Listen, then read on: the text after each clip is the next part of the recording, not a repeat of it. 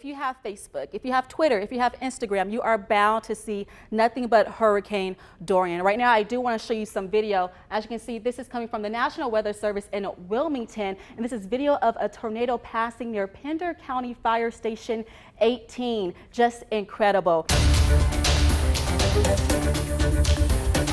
Hello Facebook, I'm WFMY News 2's Candace Red, live in Winston-Salem where police are investigating a deadly shooting. I want to give you a look at the scene right now. Construction crews are working to remove the Confederate monument that has been standing in this exact location for more than 100 years. Police say someone found a body simply lying in the parking lot and called 911. When fire crews arrived, flames were shooting from the side of the house.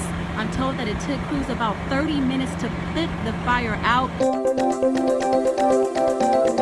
Officers have been busy overnight investigating a deadly shooting. It happened last night at 10:30, and it was at a house on Thessel Street near Commerce Avenue. Now, police say that it was neighbors who dialed 911 to give them a report about hearing loud gunshots fired in that area. Now, when police arrived, they found 2 victims, and one of them, a pregnant 18-year-old.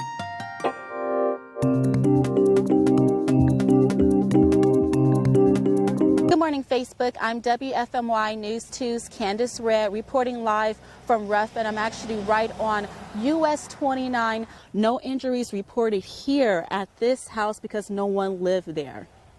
Giving you a look over here as well at another down tree and just pretty much so large pieces of mangled metal. It is snowing, so that's great for those who love the snow, right? It's definitely a snow day for the kids. There's no school for the Winston-Salem Forsyth County schools. And go ahead and take a look. This is right over here, Business 40. Let's go ahead and take a measurement of the snow accumulation using #SnowOn2. And it looks like there's about 3 inches of snow right here in this area. You can see it. Take a look at the roads. Not too bad, right? But I also want to show off this recycling bin right over here as well. Taking a look at some of the snow on that. Boy, you could just see how much accumulated there.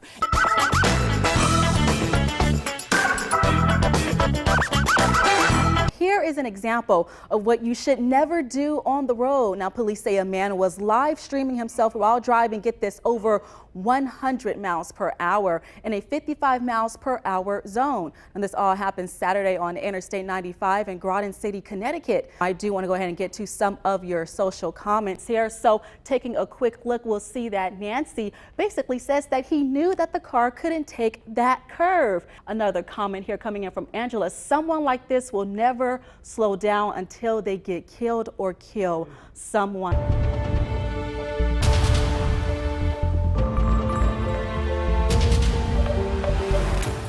As you know, February is all about celebrating Black History Month. And if you're interested in learning all there is to know about Black history, then you might want to consider visiting the International Civil Rights Center and Museum in downtown Greensboro. That's exactly where I'm at right now. And right now I want to bring in John Swain, the CEO of the International Civil Rights Center and Museum. And John, let's talk about where we're standing right now. I mean, we're looking at a lot of history. Yes, we are standing on hallowed grounds here. This is the place where the 1960 sit-in movement kicked off.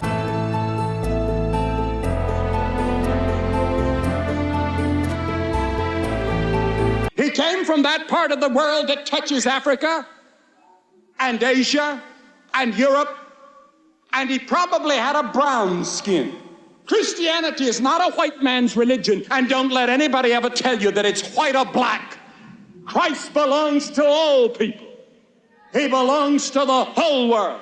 Graham was lifelong friends with Dr. Martin Luther King Jr. The two pastors met at a crusade meeting in New York City back in 1957. Well, Dr. King gave the opening prayer at that service, and Graham later invited King to a retreat to better understand the racial situation in America. Graham and King obviously both preached and had a very close friendship. Matter of fact, it was so close that Graham called King by his nickname, which was Mike. And get this, when King was thrown in jail during the civil rights protests in 1963, it was Graham who bailed him out. Basketball selected me to be the face of their bookmark this year for Black History Month, along with Nina Simone. I have 9 publications, for which I am very, very honored and humble to have received a number of awards, including being inducted into the North Carolina Literary Hall of Fame and receiving the North Carolina Award, which is one of the highest awards the state of North Carolina bestows on people in the fine arts, literature, science, and medicine. And now I am the first African American poet laureate and the 3rd woman. My life as a writer actually started when I was very young. My grandmother would give me little tiny tablets to be quiet in church, and I would look around me and pretend to write stories. That habit continued into my adolescence when I would be very, very bored in church or in spaces, and I would write. The ordinariness, the functionality of poetry, of writing, is what helps us create a better world. I'm very, very proud to be a Black woman bringing this message. And I'm even prouder to be a writer who is a part of the literary landscape of North Carolina.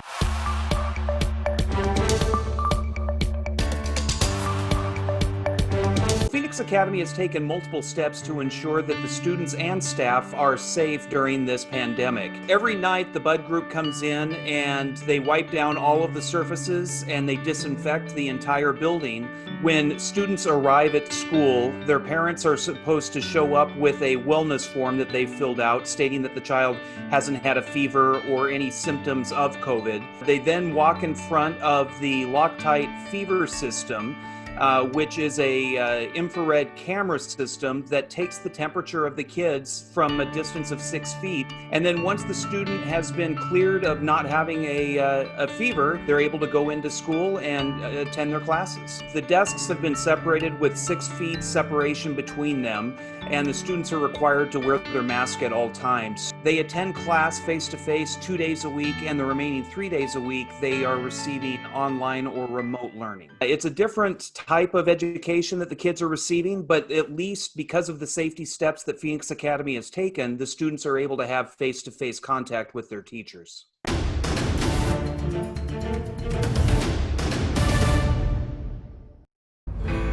Your normal polling place will be open, except for a very few number of exceptions. The polls open at 6:30 in the morning and close at 7:30. This is not at 7:30 p.m. and this is not like early voting where you can go anywhere you want. You do have to go to your assigned polling place.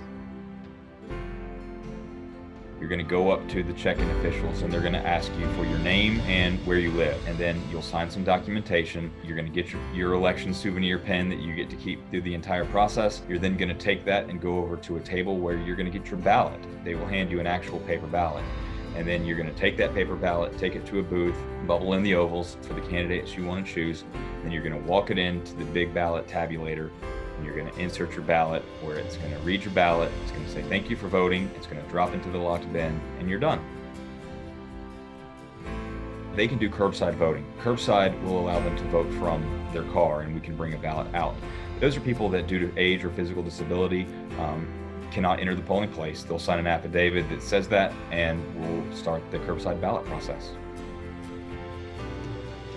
We're going to promote social distancing. Our workers are going to be wearing masks, with face shields, gloves. Voters are encouraged to wear masks, and if they don't have one, we'll have plenty of available.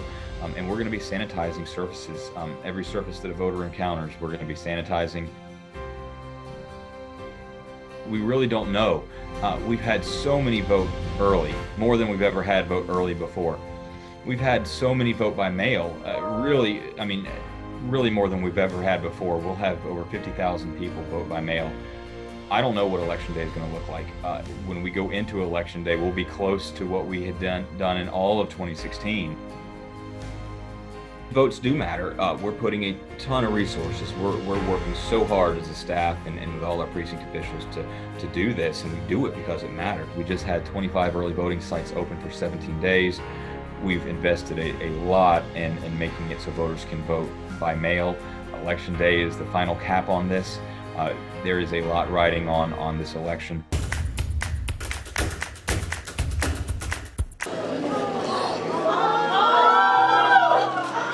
Welcome home, Major Pegues.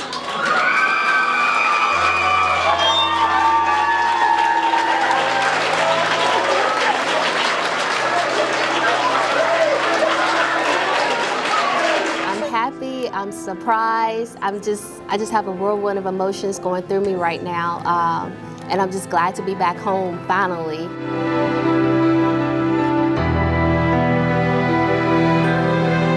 I work with public relations, basically telling the Army story and put it out there to the target audience to let them know what our soldiers do as well. If I could have fainted, I would have. But I have to be a strong grandma. My birthday is Tuesday, so this is the best birthday surprise that I've ever had.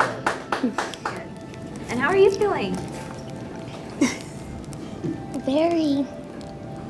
There's a lot of emotions going on. I just told my friends at lunch that what if it was my mom and it actually came true, so